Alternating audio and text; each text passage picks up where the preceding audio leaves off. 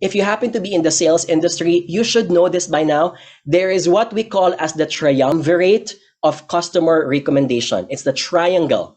You always need to be ready to answer the question, what is the best seller or the most popular? Which one is the most cost effective? So someone will always ask, if I'm under a budget, which one do you recommend? If I'm a family of 5, which one do you think is the sulit or the most valuable package? And then number 3, what's the non-negotiable feature? An example of that in restaurants would be, what is that one thing that I should not miss out eating in this restaurant, right? And the reason for that is customers many times don't like the burden of having to choose.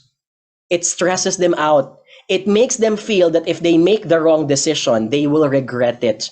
So when someone instead recommends an option, they feel better because they know that this is a trusted option that was done by many and hundreds of other customers in the past.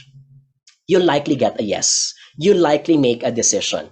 You might be asking, John, why are you so obsessed about decision? Why are we hurrying up the customer? Technically, I don't want to use the word hurry up in front of the customer.